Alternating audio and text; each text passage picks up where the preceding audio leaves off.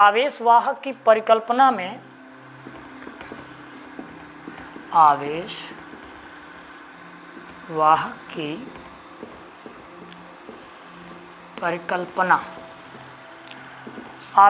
की परिकल्पना में एक चीज़ ये निकल कर बाहर आएगा कि जो मेन हेडिंग है आवेशवाहक, ये क्या होता है, ये चीज़ आज आपको समझ में आने वाली है। तो आवेशवाहक की जो परिकल्पना है इसके बारे में दो थ्योरी दी गई हैं। दो थ्योरी में नंबर 1 पे आती है प्राचीन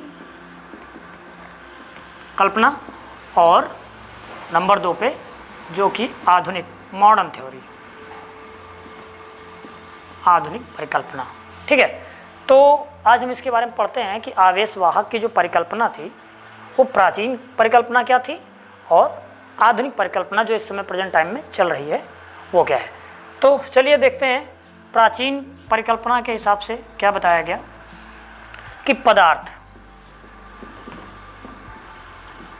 कोई भी पदार्थ मूल कणों से मिलकर बना होता है। किससे? मूल कणों से मिलकर बना होता है, जिसमें क्या है, इलेक्ट्रॉन, प्रोटॉन और न्यूट्रॉन।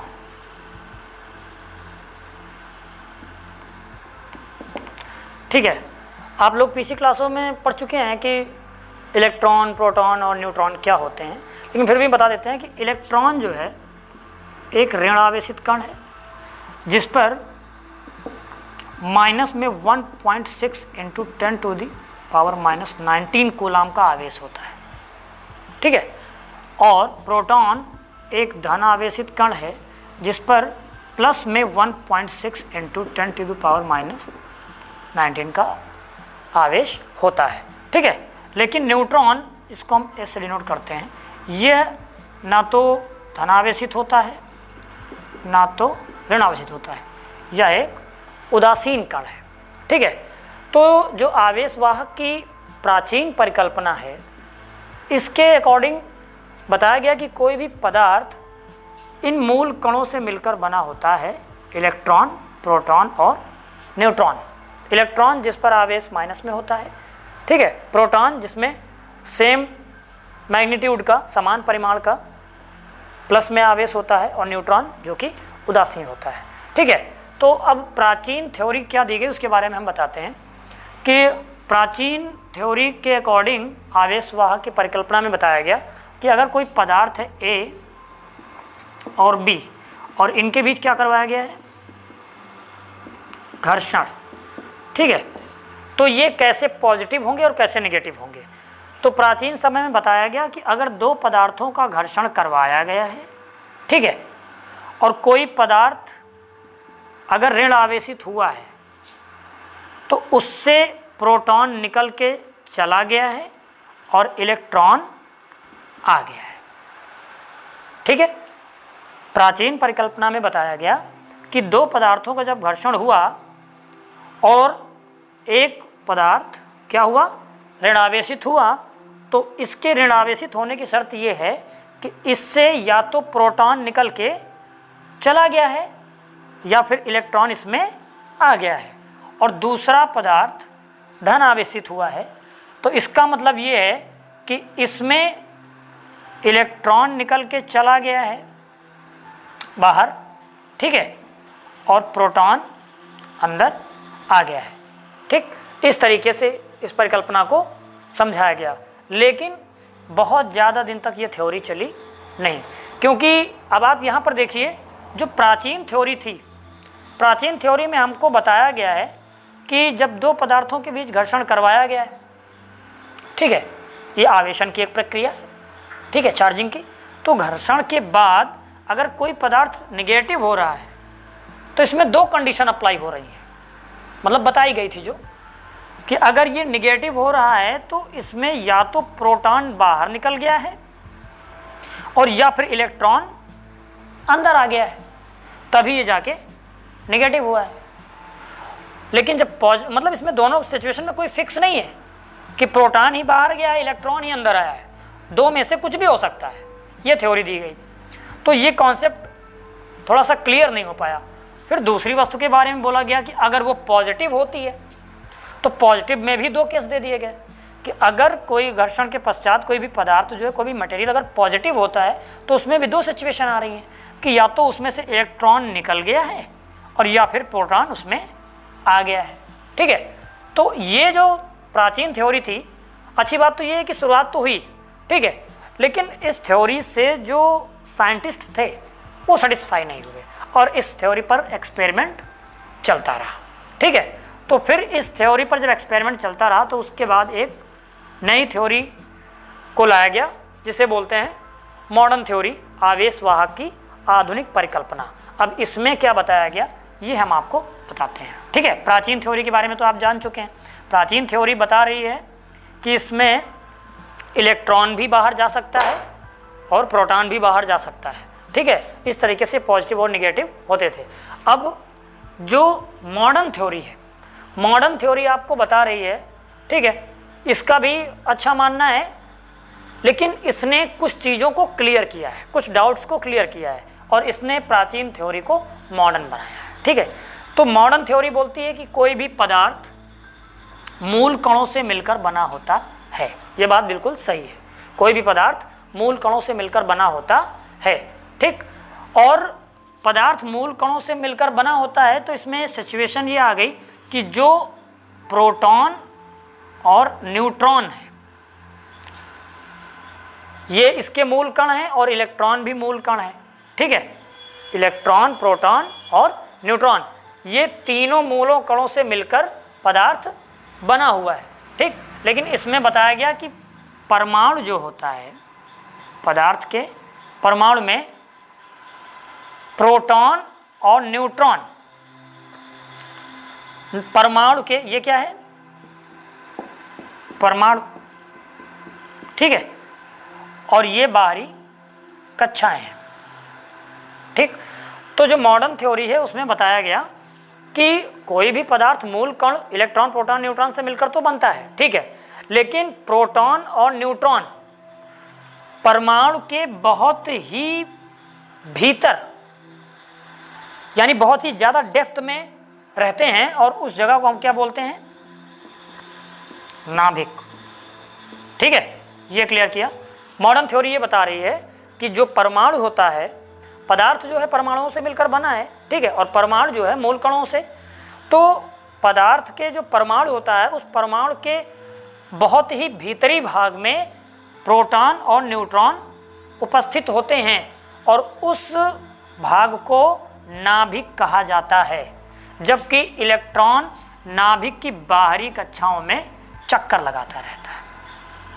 इलेक्ट्रॉन नाभिक के चारों ओर परमाणु के अंदर चक्कर लगाता रहता है। ठीक है, प्रोटॉन और न्यूट्रॉन परमाणु के बहुत ही भीतरी भाग में रहता है और इलेक्ट्रॉन परमाणु की बाहरी कक्षाओं में नाभिक के चारों ओर चक्कर लगाता रहता है। ठीक, ये क्लियर कर दिया गया। तो अब यहाँ पर बात आ रही है कि जो आधुनिक थ्योरी बताई गई, इसमें किसी वस्तु का पॉजिटिव होना और या किसी वस्तु का निगेटिव होना प्राचीन थ्योरी में क्लियर किया गया, तो आधुनिक थ्योरी में भी बात आई। ठीक है, तो इसमें एक चीज़ ये भी बताई गई कि किसी परमाणु में जितने इलेक्ट्रॉन होते हैं उतने ही प्रोटॉन होते हैं, जितने इलेक्ट्रॉन होते हैं उतने ही प्रोटॉन होते हैं। इसीलिए ना ये परमाणु क्या होता है, उदासीन होता है, उदासीन होता है। यहाँ तक आपको बिल्कुल क्लियर हो गया। ठीक है, अब इसके आगे हम बताते हैं कि आधुनिक थ्योरी आपको क्या समझाना चाह रही है। ठीक है, ये आप समझ चुके हैं कि पदार्थ तीन मूल कणों से मिलकर बना होता है, इलेक्ट्रॉन, प्रोटॉन, न्यूट्रॉन।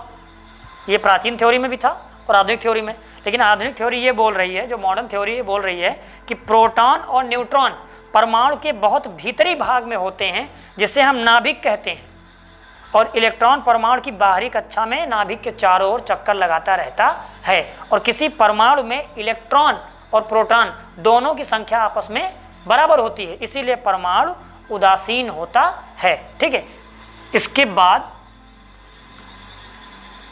आधुनिक थ्योरी ने क्या बताया कि जो आवेशन होता है, वस्तुएं जब आवेशित होती हैं तो अगर वस्तु A है और वस्तु B है, इनके बीच क्या कराया जाए?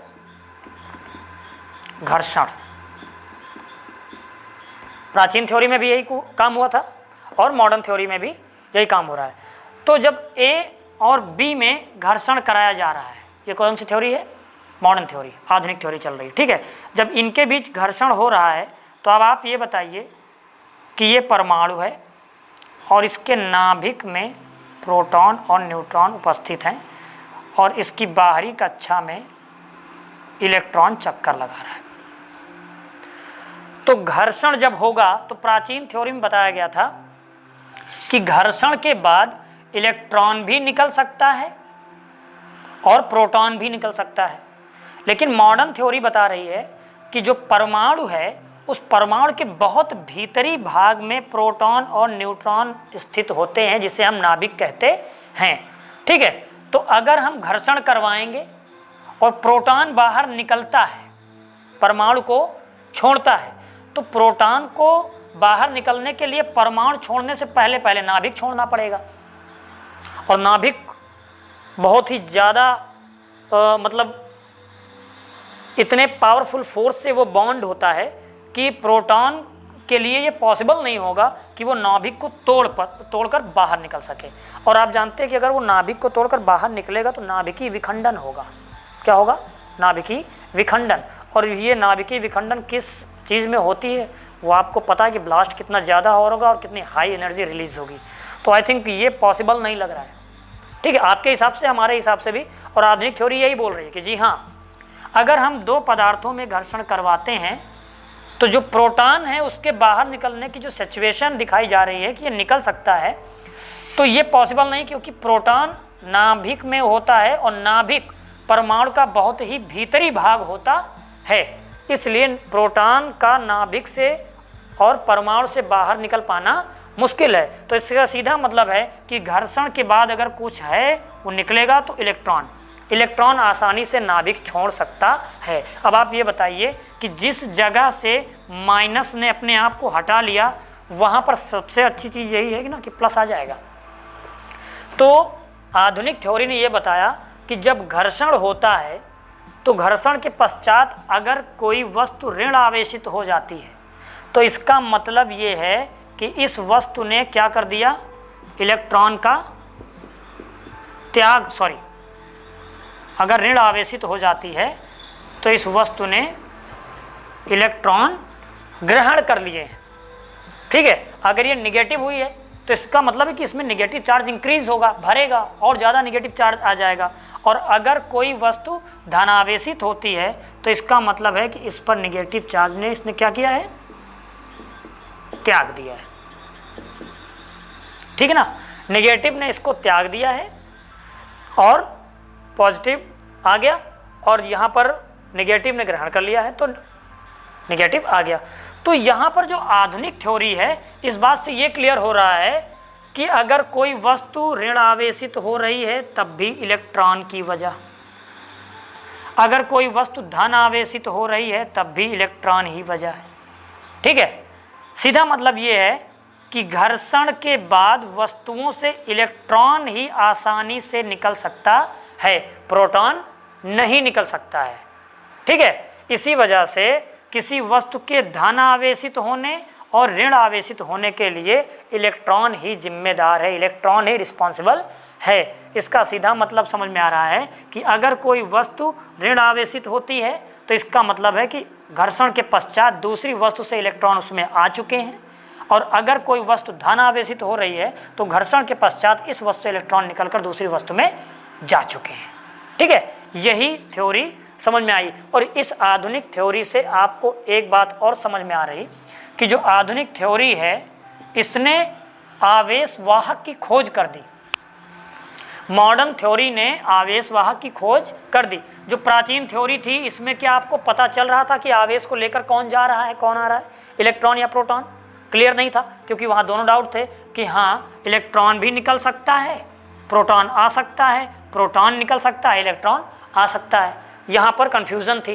तो इसका यहाँ पे क्लियर नहीं हो रहा था कि आवेश का वाहन कौन कर रहा है, कैरियर कौन कर रहा है, ठीक है, इलेक्ट्रॉन की प्रोटॉन, क्लियर नहीं था। लेकिन जो मॉडर्न थ्योरी है यहाँ पर ये क्लियर हो गया कि आवेश वाहक कौन, आवेश वाहक केवल इलेक्ट्रॉन हो सकता है,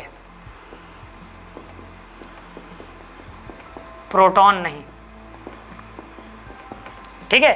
तो ये आपके लिए काफ़ी अच्छा क्वेश्चन भी बन सकता है कि अगर आप चाहें तो किसी से पूछ सकते हैं कि भाई साहब इलेक्ट्रॉन आवेश वाहक होता है। पहली चीज़ तो आवेश वाहक कौन होता है, आवेश वाहक कौन होता है, और अगर उसका जवाब आता है कि आवेश वाहक इलेक्ट्रॉन होता है तो आपका सीधा सा क्वेश्चन आना है कि आवेश वाहक इलेक्ट्रॉन होता है, हाँ जी होता है, क्यों होता है।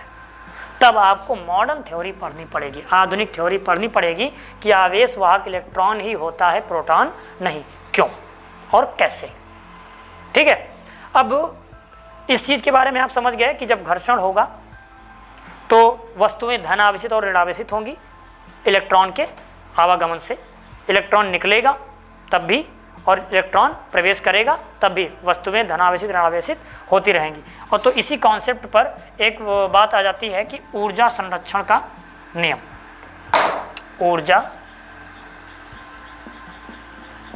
संरक्षण का नियम। तो इस ऊर्जा की जगह पर केवल आवेश लगा दीजिए। आवेश संरक्षण का नियम क्या है, आवेश संरक्षण का नियम क्या है। तो पिछली कक्षाओं में आप पढ़ चुके हैं, काफ़ी सिंपल है कि आवेश को ना तो उत्पन्न किया जा सकता है और ना ही नष्ट किया जा सकता है, ठीक है। इसे सिर्फ एक स्थान से दूसरे स्थान तक, एक जगह से दूसरे जगह तक, एक वस्तु से दूसरी वस्तु में, एक माहौल से दूसरे माहौल में भेजा जा सकता है, रूपांतरित किया जा सकता है, ना तो उत्पन्न किया जा सकता है और ना ही नष्ट किया जा सकता है। इसीलिए आवेश संरक्षित रहता है, ठीक है। अब आप पूछेंगे कि ये थ्योरी तो सर आपने दे दी, लेकिन हम कैसे मान लें। तो इस पर हम आपको एक्सपेरिमेंट बताते हैं कि आवेश संरक्षित क्यों होता है, ठीक है। चलिए इस पर हम देखते हैं। इसके लिए हम दो सब्जेक्ट लेते हैं। दो सब्जेक्ट का मतलब हम कोई दो वस्तु लेते हैं, एक ले लेते हैं कांच और एक लेते हैं रेशम, ठीक है। हमने ले लिया कांच और एक रेशम। अब आवेशन के लिए, चार्जिंग के लिए हमें इनके बीच क्या करवाना है, हम क्या बता रहे हैं, हेडिंग का नाम पता है, आवेश संरक्षण का नियम, ठीक है। तो मतलब कि आवेश संरक्षित कैसे होता है, ये एक्सपेरिमेंट है। तो कांच और रेशम के बीच जब हम क्या करवाते हैं, घर्षण करवाते हैं। जब हम घर्षण करवाएंगे, ठीक है, तो कांच क्या हो जाता है, पॉजिटिव हो जाता है, ठीक है, ऐसा होता है। और रेशम क्या हो जाता है, नेगेटिव हो जाता है। तो इसका सीधा मतलब ये है कि अगर कांच पॉजिटिव हुआ है, ठीक है, तो आप मॉडर्न थ्योरी पर ध्यान दीजिए। किसी चीज़ का पॉजिटिव होने का मतलब क्या प्रोटॉन उसमें आ गया है ना, क्योंकि प्रोटॉन को नाभिक से निकालना पॉसिबल नहीं है। तो अगर कोई भी चीज़ पॉजिटिव हुई है तो इसका मतलब है ये जनाब यहाँ से भाग चुके हैं, ये जनाब यहाँ से भाग चुके हैं। और अगर रेशम निगेटिव हुआ है तो क्या मतलब है कि प्रोटॉन यहाँ से भाग सकता है, नहीं, मतलब ये जनाब इसमें एंट्री कर चुके हैं, ठीक है। तो अब आप देखिए घर्षण के बाद ना तो लॉस हुआ है ना तो प्रॉफिट। ये नॉर्मल थे घर्षण से पहले, ये भी नॉर्मल थे घर्षण से पहले। जब घर्षण करवाया गया, फ्रैक्शन करवाया गया, ठीक है, तो ये निगेटिव हो गए और ये पॉजिटिव हो गए, ठीक है।